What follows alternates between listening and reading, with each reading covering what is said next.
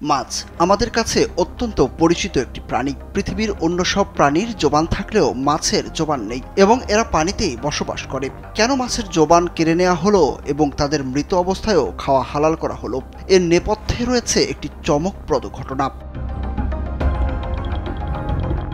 একবার হযরত আলী রাদিয়াল্লাহু আনহুকে এক ব্যক্তি প্রশ্ন করলেন, হে আলী, পৃথিবীর অন্য সব প্রাণীর জোবান থাকলেও মাছের জোবান নেই কেন এবং মাছ কেন পানিতে বসবাস করে? জবাবে হযরত আলী রাদিয়াল্লাহু আনহু বলেন, মাছেরও জোবান ছিল এবং তারা কথা বলতে পারত, কিন্তু তারা নিজেদের উপর জুলুম করার কারণে মহান আল্লাহ তাআলা তাদের জোবান কেড়ে নিয়েছেন।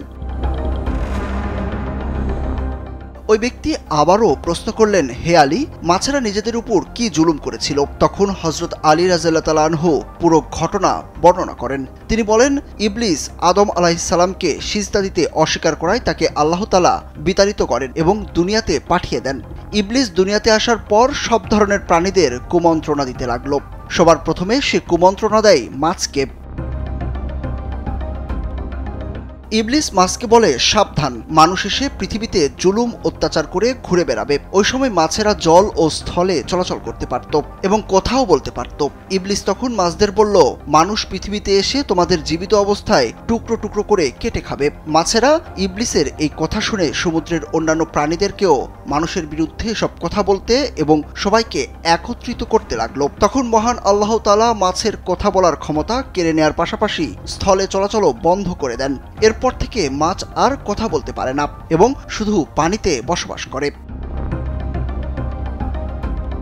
শুধু তাই নয়, মাছের জন্য মহান আল্লাহ নতুন একটি বিধান জারি করেন, তা হলো মাছ জবহ করে খাওয়ার প্রয়োজন নেই। তাদের জীবিত কিংবা মৃত উভয় অবস্থায় কাটা যাবে এবং খাওয়া যাবে।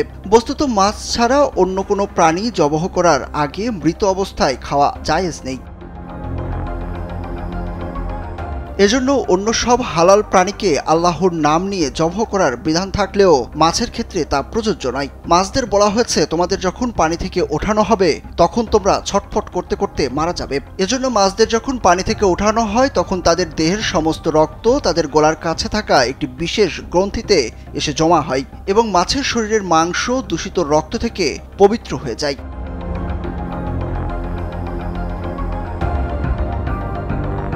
স্থলভূমিতে পশুপালনের জন্য মানুষকে অনেক কষ্ট করতে হয়, কিন্তু সাগরে আল্লাহ তাআলা বিভিন্ন জাতের মাছের ব্যবস্থা করেছেন। মাছ খাদ্য হিসাবে যেমন উৎকৃষ্ট তেমনি সহজলভ্য।